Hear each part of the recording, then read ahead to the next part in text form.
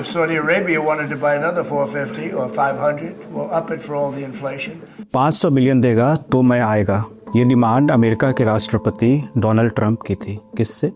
Saudi अरब के crown Prince और प्रधानमंत्री मोहम्मद बिन सलमान से, जिनको दुनिया MBS के नाम से भी जानती है। जब शपथ लेने के बाद ट्रंप ने फ़ोन मिलाया तो MBS ने कहा, क्या बात करते हैं, आपके लिए 600 बिलियन दे देंगे। इस तरह ट्रंप 2.0 का पहला विदेशी दौरा फिक्स हुआ।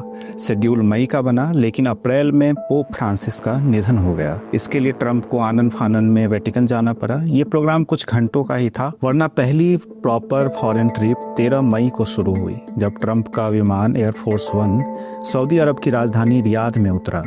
एयरपोर्ट पर आगवानी करने MBS खुद आए थे। ऐसा रेयर मौकों पर होता है। इसी तरह का लगाव ट्रंप ने भी दिखाया है। उनका सऊदी लब कई बरस पुराना है। अमेरिका में अब तक 47 राष्ट्रपति हुए हैं। सिर्फ 2 राष्ट्रपति ऐसे हैं जो अपनी पहली फॉरेन ट्रिप पर सऊदी अरब गए। पहले और दूसरे दोनों ट्रंप हैं। जानेंगे ये सऊदी अरब के लिए ट्रंप की मोहब्बत है या कुछ और। सऊदी के बाद ट्रंप कतर और UAE भी पहुंचे। कतर से उनको एक प्राइवेट प्लेन गिफ्ट मिला है 3400 करोड़ रुपए का। कुछ लोग इसको घूस बता रहे हैं। समझेंगे इसकी असल कहानी क्या है। इसके अलावा भारत पाकिस्तान तनाव की ताज़ा स्थिति पर भी बात होगी और जानेंगे पुतिन ने जेलेंस्की का कौन सा चैलेंज ठुकरा दिया, और दुनिया के सबसे गरीब राष्ट्रपति की कहानी भी सुनाएंगे, और सबसे आखिर में रिकमेंडेशंस पर बात होगी। नमस्ते, मैं अभिषेक हूँ। ये क्यूरिस्तान है। इस हफ्ते की ग्लोबल हलचल का पिटारा खुल रहा है, जिसमें हम हफ्ते भर की बड़ी और दिलचस्प इंटरनेशनल खबरें बताते हैं। इस हफ्ते डोनाल्ड ट्रंप का मिडिल ईस्ट दौरा सबसे ज़्यादा चर्चा में रहा। इसका पहला फेज सऊदी अरब से शुरू हुआ। इस दौरे के 3 कीवर्ड रहे: MBS, मिसाइलें और मैकडॉनल्ड्स। MBS यानी मोहम्मद बिन सलमान 2017 से सऊदी अरब के क्राउन प्रिंस हैं। अगले सुल्तान वही होंगे। 2022 में उनको प्रधानमंत्री बनाया गया था। लैडर में उनकी कुर्सी, पावर लैडर जो सऊदी अरब का है, उसमें उनकी कुर्सी सुल्तान से नीचे है। लेकिन MBS ही मुल्क के डिफैक्टो रूलर हैं। ट्रंप से उनकी अच्छी दोस्ती है। अमेरिका की बजाय वो ट्रंप पर ज्यादा भरोसा करते हैं। इसका उदाहरण बताता हूँ। 2017 में अपनी पहली फॉरेन ट्रिप पर ट्रंप ने सऊदी अरब के साथ billions and billions of dollars की डील की थी। ट्रंप का क्लेम 450 बिलियन डॉलर का है, हालांकि वो मैटेरियलाइज नहीं हो पाया। फिर 2018 में इस्तांबुल के सऊदी कॉन्सुलेट में जमाल खशोगी की हत्या हो गई। खशोगी अमेरिकी अखबार वॉशिंगटन पोस्ट के पत्रकार थे। उनकी हत्या का आरोप MBS पर लगा। ट्रंप पर कार्रवाई करने का दबाव था, मगर उन्होंने कोई ध्यान नहीं दिया। फिर जनवरी 2021 आया, जिसमें जो बाइडेन राष्ट्रपति बने। उनके टाइम अमेरिका और सऊदी अरब में तकरार बढ़ गई थी। बाइडेन ने रूस पर प्रतिबंध लगा रखा था और वो सऊदी अरब को ऑयल प्रोडक्शन बढ़ाने के लिए कह रहे थे, मगर MBS ने मना कर दिया। इससे बाइडेन नाराज थे। इसकी झलक बायलैटरल रिलेशंस पर भी दिखी। लेकिन 2025 में ट्रंप की वापसी के साथ ही कहानी बदली। दोनों ने पुराने दिनों को याद किया और रिलेशनशिप में वापस लौट गए। ट्रंप ने दूसरे टर्म में पहला इंटरनेशनल कॉल MBS को किया था। इसी में 600 बिलियन डॉलर और सऊदी ट्रिप का प्लान बना। अब मिसाइल पर आते हैं, यानी हथियार। सऊदी अरब ने US में लगभग $1 ट्रिलियन के इन्वेस्टमेंट का वादा किया है। ये पैसा अमेरिका से सामान खरीदने और अमेरिकी कंपनियों में लगाया जाएगा, कई बरसों के अंतराल में। लेकिन इसमें सबसे दिलचस्प जो चीज़ रही वो थी 142 बिलियन डॉलर की आर्म्स डील। ये पैसा भारत और अमेरिका के बीच होने वाले सालाना ट्रेड से भी ज़्यादा है। सऊदी अरब अमेरिकी हथियारों का सबसे बड़ा ग्राहक है। 2017 में ट्रंप ने उसके साथ 110 बिलियन डॉलर की आर्म्स डील की थी, लेकिन सिर्फ 14.5 बिलियन डॉलर का ट्रेड हो पाया। जमाल खशोगी की हत्या के बाद अमेरिका की संसद सवाल पूछने लगी थी, जिसके चलते सौदा अटक गया था। अभी ये जानकारी बाहर नहीं आई है कि कौन से वेपन सिस्टम्स की डील हुई है, लेकिन सऊदी अरब की नज़र F-35 फाइटर जेट्स पर है। इसको अमेरिकी कंपनी लॉकहीड मार्टिन बनाती है। अमेरिका कुछ चुनिंदा देशों को ही ये फाइटर जेट बेचता है, जिसमें से एक इजराइल भी है, मिडिल ईस्ट में उसका अब तक का सबसे बड़ा पार्टनर। अगर सऊदी अरब को F-35 मिला तो वो इजराइल के बराबर पहुंच जाएगा। सऊदी अरब उन देशों में से है जिसने अभी तक इजराइल को मान्यता नहीं दी है। 2023 में दोनों नॉर्मलाइजेशन डील के करीब आ रहे थे, लेकिन इजराइल हमास वॉर के चलते गाड़ी पटरी से उतर गई। सऊदी अरब का कहना है कि फिलिस्तीन स्टेट की स्थापना के बिना इजराइल को मान्यता नहीं देंगे। अब तो ट्रंप ने भी मनाना छोड़ दिया है। जैसे ही MBS पैसे वाली डील के लिए राजी हुए, ट्रंप ने कह दिया आप अपने हिसाब से देख लो, मैं कुछ नहीं बोलूंगा। अब ये समझते हैं कि सऊदी अरब अमेरिका से इतने हथियार खरीदता क्यों है। इस इक्वेशन की शुरुआत कच्चे तेल की खोज से हुई थी। सऊदी अरब में 1938 में तेल का बड़ा भंडार मिला था, लेकिन वो ना तो अकेले इतना प्रोडक्शन कर सकता था, ना अपनी सुरक्षा ही कर सकता था। उसको एक पावरफुल पार्टनर की ज़रूरत थी। दूसरी तरफ अमेरिका को तेल की ज़रूरत थी, प्रोडक्शन बढ़ाना था, साइंस में विकास करना था। 1945 में अमेरिका ने सऊदी अरब के साथ डील कर ली, तुम मुझे तेल दो, मैं तुम्हारी सुरक्षा करूंगा। अमेरिका मिडिल ईस्ट में और भी देशों के साथ इस तरह की डील्स कर रहा था, क्योंकि वर्ल्ड वॉर के तुरंत बाद कोल्ड वॉर शुरू हो चुका था। सोवियत संघ भी मिडिल ईस्ट में अपने पैर पसार रहा था और ये अमेरिकी वर्चस्व के लिए खतरे वाली बात थी। इसलिए उसने हथियारों के जरिए इसको बैलेंस करने की कोशिश की, मगर ये बैलेंस जल्दी ही टूटने वाला था। 1960 के दशक में अमेरिका और इजराइल की दोस्ती भी मजबूत हो रही थी। इजराइल अरब देशों का सबसे बड़ा दुश्मन था, सऊदी अरब का भी, जबकि अमेरिका दोनों का पार्टनर था। फिर 1967 का अरब इजराइल वॉर शुरू हुआ। इसमें अमेरिका के सामने मुश्किल पैदा हुई, किसको मदद करे, किससे दुश्मनी मोल ले। आखिर में उसने इजराइल को चुना। ये लड़ाई तो 6 दिनों के अंदर खत्म हो गई, लेकिन 1973 की लड़ाई में आर या पार की स्थिति बनी। इसमें भी अमेरिका ने इजराइल को हथियार दिए। अरब देश इससे नाराज हो गए, उन्होंने तेल की सप्लाई रोक दी। नतीजतन अमेरिका में पेट्रोल और डीजल की कीमतें 4 गुना तक बढ़ गई थी। अंततः अमेरिका ने इजराइल और इजिप्ट के बीच संघर्ष विराम कराया, तब जाकर संकट खत्म हुआ। हालांकि इस एपिसोड ने मिडिल ईस्ट में अमेरिका की इमेज बिगाड़ दी थी। इसको ठीक करने के लिए उसने हथियारों की सप्लाई बढ़ाने का फैसला किया। सऊदी अरब मिडिल ईस्ट का सबसे बड़ा देश था, उसने तेल से जबरदस्त मुनाफा कमाया था और वो हथियार खरीदने के लिए भी बेचैन था। उसने पुराने गिले शिकवे भुला दिए और अमेरिका के साथ दोस्ती बहाल कर ली। सऊदी अरब के पड़ोस में अमेरिका का एक और जिगरी दोस्त था, ईरान। वहाँ मोहम्मद रेजा शाह पहलवी की सरकार थी। शाह को अमेरिका ने ही कुर्सी पर बिठाया था। शाह के ईरान की सीमा सोवियत संघ से मिली हुई थी। वहाँ से कम्युनिज्म अमेरिका के इन्फ्लुएंस को डायरेक्ट प्रभावित कर सकता था। उसको काउंटर करने के लिए अमेरिका ने ईरान को भी हथियार बेचे। इस तरह कोल्ड वॉर में मिडिल ईस्ट में अमेरिका के 2 फुल टाइम पार्टनर हुए, सऊदी अरब और ईरान। फिर 1979 का साल आया। शिया धर्मगुरु अयातुल्लाह रूहुल्लाह खोमैनी ने शाह का तख्ता पलट कर दिया। ईरान में इस्लामिक रिपब्लिक की स्थापना की और उन्होंने अमेरिका को अपना सबसे बड़ा दुश्मन घोषित कर दिया।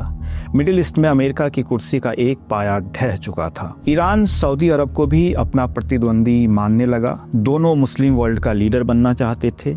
एक और चीज थी, सऊदी अरब में सुन्नी मुस्लिमों का राज था, जबकि ईरान शिया था। सऊदी के शासकों को डर था कि ईरान जैसी क्रांति उनके यहाँ भी हो सकती है। उसी दौर में सोवियत संघ इराक और सीरिया को भी हथियार दे रहा था। ऐसे में अमेरिका और सऊदी अरब के पास एक दूसरे का ही सहारा बचा।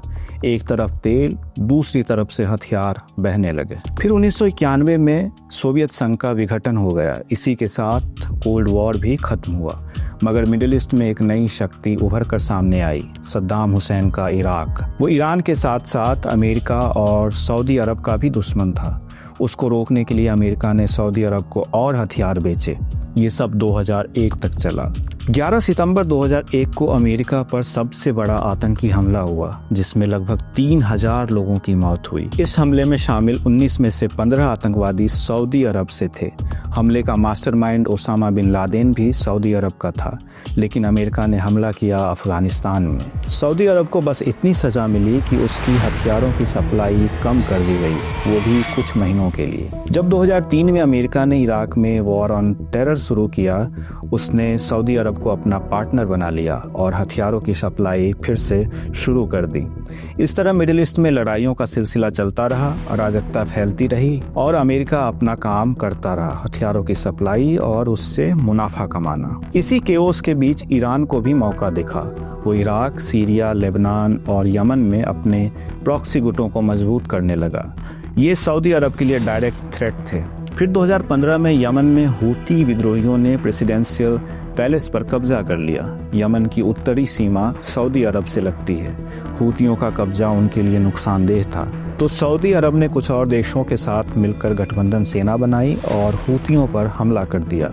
उनको अमेरिका और दूसरी वेस्टर्न कंट्रीज का भी सपोर्ट मिला। हूती विद्रोहियों को ईरान से मदद मिली। इस तरह यमन सऊदी अरब और ईरान के प्रॉक्सी वॉर का अड्डा बन गया। इसमें समय समय पर संघर्ष विराम होता रहता है, मगर लड़ाई पूरी तरह खत्म नहीं हुई है। मिडिल ईस्ट में आज के जो हालात हैं वो काफ़ी हद तक सऊदी अरब के फेवर में हैं। ईरान के प्रॉक्सी गुटों की हालत ख़राब है। सीरिया में बशर अल असद का पतन हो चुका है। लेबनान में हिजबुल्लाह सरकार से बाहर जा चुका है। हूती विद्रोहियों को इजराइल और अमेरिका दोनों ने मिलकर तबाह किया है। ट्रंप की ट्रिप से ठीक पहले अमेरिका ने हूतियों के साथ संघर्ष विराम समझौता कर लिया था और वो ईरान के साथ भी न्यूक्लियर डील की कोशिश में जुटा है। ऐसे में सऊदी अरब पहले से काफ़ी सेफ पोजीशन में है, फिर भी उसने 142 बिलियन डॉलर की नई आर्म्स डील की है। ऐसा क्यों? एक पक्ष तो सऊदी अरब का है। सऊदी अरब दुनिया की टॉप 15 इकॉनमी वाले देशों में शामिल होना चाहता है। अभी वो 19वें नंबर पर है। वो कच्चे तेल के अलावा स्पोर्ट्स और टूरिज्म में भी इन्वेस्ट कर रहा है। इन्वेस्टमेंट सक्सेसफुल हो, इसके लिए उसे खुद को मजबूत और सुरक्षित देश के तौर पर स्टैब्लिश करना होगा। फॉर दैट वेपन्स ज़रूरी हैं। दूसरी बात, मिडिल ईस्ट का जैसा चरित्र रहा है उसमें कभी भी हालात बदल सकते हैं। आज जहां शांति है, कल को वहां सिविल वॉर शुरू हो सकता है। कोई देश किसी के ऊपर अटैक कर या करवा सकता है।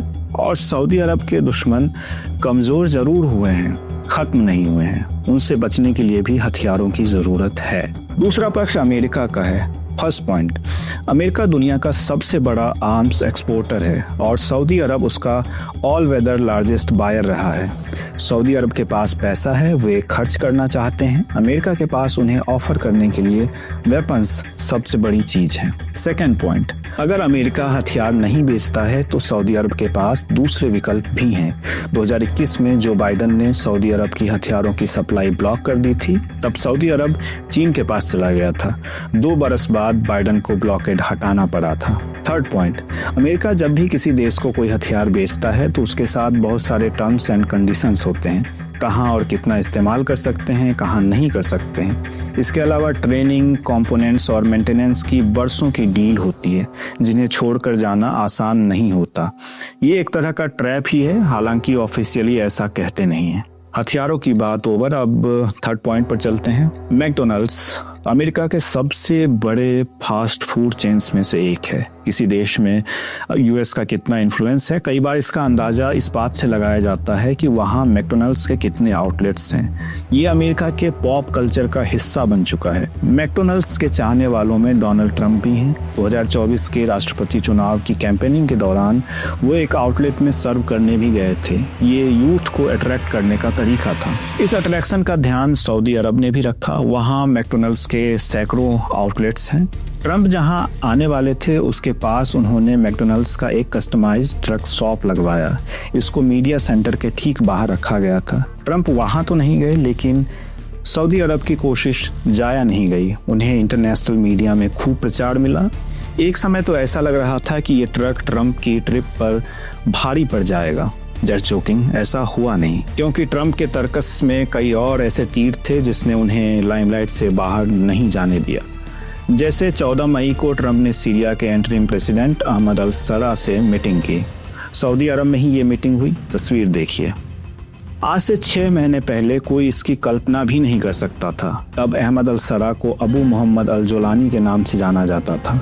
वो अमेरिका के मोस्ट वांटेड आतंकवादियों की लिस्ट में शामिल था और उसके ऊपर 83 करोड़ रुपए का इनाम भी था। ट्रंप ने उससे मिलने से पहले सीरिया पर लगे सारे प्रतिबंध हटा दिए थे। सीरिया को वर्ल्ड बैंक को जो लोन चुकाना था वो पैसा सऊदी अरब और कतर ने भर दिया है। 17 मई को वर्ल्ड बैंक ने कहा सीरिया नया लोन ले सकता है। ये भी दिलचस्प है कि 6 महीने में कैसे बदलते हैं रिश्ते। सोशल मीडिया पर लोगों ने कहा अगर लादेन कुछ समय और बच जाता तो उसकी भी किस्मत बदल सकती थी। खैर, ट्रंप सऊदी अरब से निकले तो कतर पहुंचे। वो कतर जाने वाले पहले अमेरिकी राष्ट्रपति बने, जबकि अमेरिका का सबसे बड़ा फॉरेन मिलिट्री बेस वहीं पर है। ट्रंप ने कतर के साथ $243.5 बिलियन की कॉमर्शियल डील की है। कतर एयरवेज ने अमेरिका को 160 पैसेंजर प्लेन्स का ऑर्डर दिया है। दोनों देशों के बीच $42 बिलियन की वेपन्स डील भी हुई है। कतर ने कहा है कि अगर सब ठीक ठाक चला तो इन्वेस्टमेंट $1.2 ट्रिलियन तक बढ़ाया जा सकता है। It will take time. वैसे कतर में डील से ज़्यादा एक गिफ्ट की चर्चा रही। कतर सरकार ने ट्रंप को 3400 करोड़ रुपए का एक लग्जरी प्लेन गिफ्ट में दिया है। इस गिफ्ट के साथ ही इसके कानूनी पहलुओं पर भी बहस शुरू हुई। अमेरिका का कानून अमेरिका के इलेक्टेड ऑफिशियल्स को ऐसे गिफ्ट्स लेने से रोकता है। अमेरिका में सांसदों ने सिक्योरिटी ब्रीच और करप्शन को लेकर आपत्ति जताई, लेकिन ट्रंप उनको एंटरटेन करने के मूड में नहीं दिखे। उन्होंने कहा कोई मूर्ख ही होगा जो ऐसा गिफ्ट लेने से मना कर दे। कतर के बाद ट्रंप का अंतिम पड़ाव यूएई रहा। यूएई के साथ उन्होंने लगभग $1.5 ट्रिलियन की डील की है। इसमें $440 बिलियन की एनर्जी डील और 28 बोइंग एयरक्राफ्ट्स का सौदा भी शामिल है। यूएई कुछ अमेरिकन प्रोजेक्ट्स में भी इन्वेस्ट कर रहा है। इसके अलावा अमेरिका ने आबू धाबी में एआई डेटा सेंटर बनाने पर भी सहमति दी है। ये अमेरिका से बाहर सबसे बड़ा एआई डेटा सेंटर होगा। 16 मई की दोपहर ट्रंप अपना मिडिल ईस्ट दौरा पूरा कर वापस लौट गए। वापसी में भी वो इजराइल नहीं रुके। ये दुर्लभ मौका है कि अमेरिकी राष्ट्रपति मिडिल ईस्ट आएं और इजराइल न जाएं। 1974 के बाद ऐसा कभी नहीं हुआ था, मगर ट्रंप ने वो भी कर दिखाया। इजराइल लॉबी उनसे बहुत खुश तो नहीं होगी। ट्रंप ने ये रुखाई तब दिखाई जब वो गाजा पट्टी खाली कराने का प्लान नेतन्याहू के साथ मिलकर बना रहे थे। ट्रंप ने एक एआई वीडियो भी रिलीज किया था जिसमें वो नेतन्याहू के साथ गाजा बीच पर सनबाथ लेते दिख रहे थे। कंटेंट क्रिंज था, मगर यही ट्रंप की पहचान भी है। इसके अलावा उन्होंने इजराइल को ईरान पर हमले की खुली छूट देने की बात भी कही थी, लेकिन फिर मामला बिगड़ गया। इतना बिगड़ा कि वो नेतन्याहू से बात तक नहीं कर रहे। जब अमेरिका ने हूती विद्रोहियों के साथ सीज फायर डील की तो उसमें इजराइल को शामिल नहीं किया। ट्रंप तुर्की की तरफ भी हाथ बढ़ा रहे हैं, जबकि तुर्की हमास का सपोर्टर रहा है जिसके साथ इजराइल की जंग चल रही है। इसके अलावा अमेरिका ने अपने एक बंधक को छुड़ाने के लिए हमास के साथ डायरेक्ट डील कर ली। नेतन्याहू को इसका पता तब चला जब डील फाइनल हो गई थी। नेतन्याहू इससे बहुत खुश तो नहीं है। एक झगड़ा ईरान न्यूक्लियर डील को लेकर भी है। ट्रंप इस डील को किसी भी कीमत पर फाइनल करना चाहते हैं, मगर नेतन्याहू इसके सख्त खिलाफ हैं। एक्सपर्ट्स का कहना है कि ट्रंप मिडिल ईस्ट में अपने इंटरेस्ट्स को सबसे ऊपर रखना चाहते हैं। उनको इजराइल का इंटरफेरेंस बिल्कुल भी बर्दाश्त नहीं है। वैसे ट्रंप की दोस्ती कब दुश्मनी में बदल जाए और दुश्मनी दोस्ती में कहना मुश्किल होता है। ट्रंप वो शख्स की तरह हैं जो किसी तीसरे व्यक्ति की सैलरी सुनकर अपना करियर बदल देता है, जैसा उन्होंने भारत और पाकिस्तान के मामले में किया। ट्रंप ने पहले तो सीज फायर का क्रेडिट लेने की कोशिश की, मगर भारत ने क्रेडिट देने से मना कर दिया। अगले दिन ट्रंप ने नया राग छेड़ा। इस बार उन्होंने भारत और पाकिस्तान को सेम तराजू में तौल दिया और कश्मीर के मसले पर मध्यस्थता कराने की बात करने लगे। भारत ने ऑफिशियली इसको खारिज कर दिया है। तीसरे दिन ट्रंप नया झुंझुना लेकर आ गए। इस बार बोले मैंने ट्रेड का लालच देकर भारत और पाकिस्तान में संघर्ष विराम कराया। चौथे दिन उन्होंने एप्पल के सीईओ टिम कुक को धमका दिया। उनसे कहने लगे कि भारत में एप्पल के फोन बना रहे हो, ये अच्छी बात नहीं है।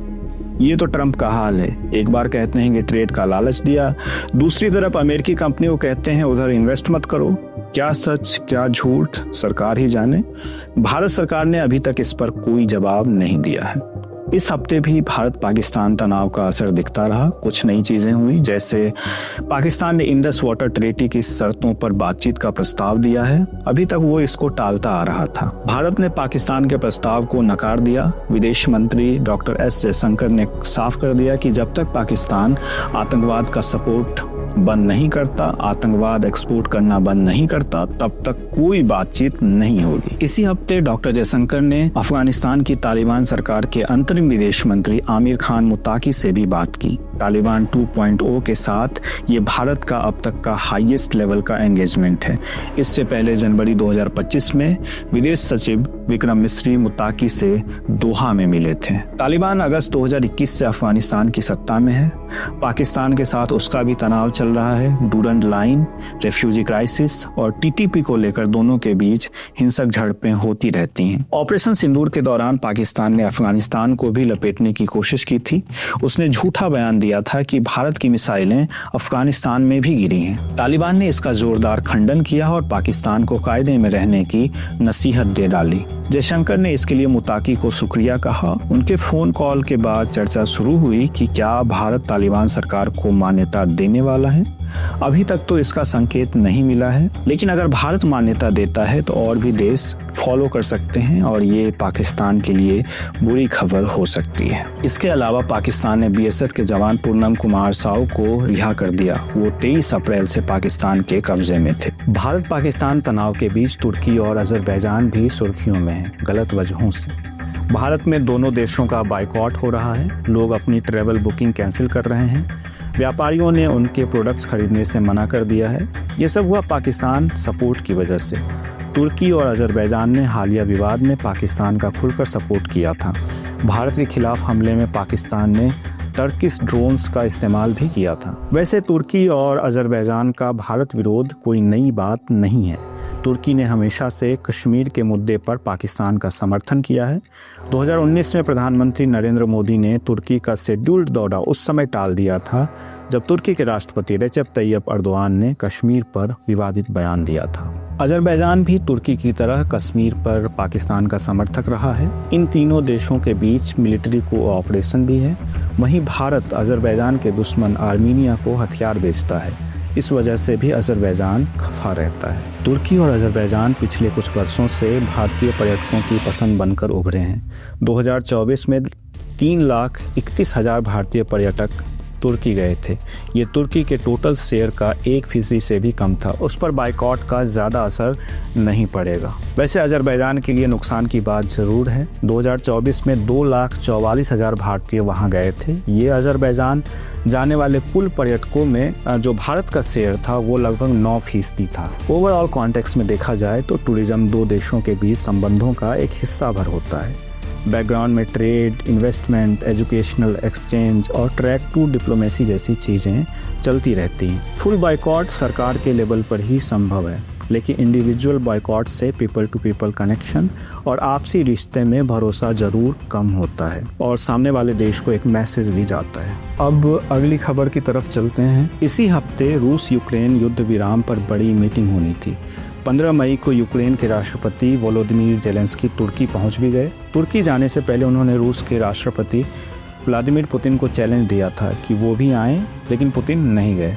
अपने बदले उन्होंने अपना डेलीगेशन भेज दिया। जेलेंस्की इससे खफा हो गए। उन्होंने रशियन डेलीगेशन से मिलने से मना कर दिया। इस पर रूस भड़का। उसने जेलेंस्की को जोकर और बेवकूफ़ तक कह दिया। जब दोनों का झगड़ा हो गया तब अमेरिका ने कहा कि जब तक ट्रंप और पुतिन नहीं मिलते तब तक कुछ नहीं होने वाला। जब उनको एंड गेम पता था फिर वो क्यों टाल रहे थे ये समझ से बाहर है, लेकिन अमेरिका की महिमा अमेरिका ही जाने। अब दुनिया के सबसे गरीब राष्ट्रपति की कहानी। उरुग्वे के पूर्व राष्ट्रपति होजे मुजीचा का 13 मई को निधन हो गया। उरुग्वे साउथ अमेरिका में है। ब्राज़ील और अर्जेंटीना से इसकी ज़मीनी सीमा लगती है। पहले फुटबॉल वर्ल्ड कप की मेज़बानी उरुग्वे ने ही की थी और उसको जीता भी था। होजे मुजीचा 2010 से 2015 तक राष्ट्रपति पद पर रहे। राष्ट्रपति होने के बावजूद वो बहुत सादा जीवन गुजारते थे। उनकी सैलरी का 90% हिस्सा दान में जाता था। वो प्रेसिडेंशियल पैलेस में ना रहकर शहर से बाहर एक छोटे से घर में रहते थे। उनके पास एक पुरानी बीटल कार थी, उसी से उनका आना जाना होता था। उनकी मॉडेस्टी की वजह से लोग उन्हें दुनिया का सबसे गरीब राष्ट्रपति कहते थे। मुजीचा ने रिक्रिएशनल मैरिजुएना को लीगलाइज किया था। उरुग्वे ऐसा करने वाला दुनिया का पहला देश बना। उन्होंने सेम सेक्स मैरिज और अबॉर्शन को भी मंजूरी दी थी, जिसके चलते उनका नाम दुनिया के सबसे उदार नेताओं में गिना जाने लगा था। लेकिन होजे मुजीचा का जीवन इतना भी सीधा साधा नहीं था। 1960 के दशक में उन्होंने कुछ दोस्तों के साथ मिलकर टूपामारोज बनाया था। ये गुट मार्क्स और लेनिन से प्रभावित था। मुजीचा खुद चे गुवेरा के कट्टर समर्थक थे। शुरुआती दिनों में टूपामारोज की छवि रॉबिन हुड वाली थी। ये लोग अमीरों से पैसा लूटते थे और गरीबों में बांट देते थे। धीरे धीरे वे अपहरण, बॉम्ब ब्लास्ट और हत्या तक करने लगे। 1971 में उन्होंने उरुग्वे में ब्रिटेन के राजदूत जॉफ्री जैक्सन को किडनैप कर लिया था। जब तक ब्रिटिश सरकार ने फिरौती नहीं दी तब तक उनको नहीं छोड़ा। फिर 1972 में मिलिट्री ने उरुग्वे की सत्ता पर कब्जा कर लिया। मुजीचा और उनके साथियों को अरेस्ट कर लिया गया। मुजीचा इससे पहले भी कई बार अरेस्ट हुए थे, कई बार गोली भी लगी थी, लेकिन हर बार बच निकलते थे। लेकिन 1972 वाली जेल निर्णायक साबित हुई। जेल जाते ही टूपामारोज भंग हो गया। उनको और उनके साथियों को बहुत बुरी हालत में बंद करके रखा गया। उन्हें बराबर टॉर्चर किया जाता रहा। ये सिलसिला मिलिट्री रूल के अंत तक चला। 1985 में उन्हें क्षमादान मिला और वो जेल से बाहर आ गए। जेल से छूटने के बाद मुजीचा मेन स्ट्रीम पॉलिटिक्स में चले गए। 2005 में वो एग्रीकल्चर मिनिस्टर बने और 2010 में उन्होंने राष्ट्रपति चुनाव जीता। उरुग्वे में कोई व्यक्ति एक टर्म से ज़्यादा राष्ट्रपति नहीं रह सकता है। कुर्सी से उतरने के बाद मुजीचा कुछ समय संसद में रहे, फिर अपने घर पर एजुकेशन सेंटर चलाने लगे। वो समय समय पर पब्लिक में भी आते। अंतिम दिनों में फिलॉसफी से उनका काफ़ी लगाव हो गया था। अपने अंतिम इंटरव्यू में होजे मुजीचा ने कहा था, जीवन एक खूबसूरत रोमांच और चमत्कारों से भरा है। हम पैसा कमाने पर ज़्यादा ध्यान देते हैं और जीना भूल जाते हैं, और जब तक हमें एहसास होता है तब तक ज़िंदगी बीत चुकी होती है। होजे मुजीचा ने अपना जीवन अपने अंदाज में जिया और क्या खूब जिया। अब रिकमेंडेशंस की बारी। इस हफ्ते मैं जो किताब पढ़ रहा हूँ उसका नाम है original sin, Israel, Palestine and the revenge of West Asia. इसको लिखा है स्टैनली जॉनी ने। स्टैनली द हिंदू के फॉरेन अफेयर्स एडिटर हैं। उन्होंने अपनी रिपोर्टिंग ट्रिप्स के आधार पर यह किताब लिखी है। जिन्हें भी इज़राइल फ़िलिस्तीन विवाद और वेस्ट एशिया की पॉलिटिक्स में दिलचस्पी है, उनके लिए ये किताब काम की हो सकती है। वॉच लिस्ट की बात करूं तो इस हफ्ते मैंने ग्राम चिकित्सालय देखी है। ये अमेज़न प्राइम पर उपलब्ध है। मुझे तो कमाल की लगी। आप भी देखकर बताइएगा आपको कैसी लगी। इसके अलावा द अनलाइकली मर्डरर भी रेकमेंड करना चाहूँगा। ये स्वीडन के प्रधानमंत्री रहे ओलाफ पाल्मा की हत्या पर बेस्ड सीरीज है। पाल्मा 1986 में एक रात फिल्म देखकर बाहर निकले और सड़क किनारे किसी ने उनकी हत्या कर दी। इस मामले में कई लोगों को शक के दायरे में लिया गया, लेकिन असली हत्यारा कौन था ये कभी पता नहीं चल पाया। अगर आपको रियल घटनाओं पर बेस्ड फिल्में या सीरीज पसंद हैं तो ये भी आपको पसंद आ सकता है। ये तो हुआ मेरा रिकमेंडेशन। आप बताइए, आप इन दिनों क्या देख, सुन या पढ़ रहे हैं? आपको ये वीडियो कैसा लगा कमेंट बॉक्स में ज़रूर बताएं। क्या क्या सुधार किया जा सकता है वो भी बताएं। अगर कोई जानकारी काम की लगी हो तो वीडियो को लाइक और शेयर करें और क्यूरिस्तान को सब्सक्राइब भी कर लें। क्यूरिस्तान लैंड ऑफ क्यूरियोसिटी से बना है। ये जिज्ञासा की ज़मीन है। आज के लिए बस इतना ही। फिर मिलेंगे। शुक्रिया।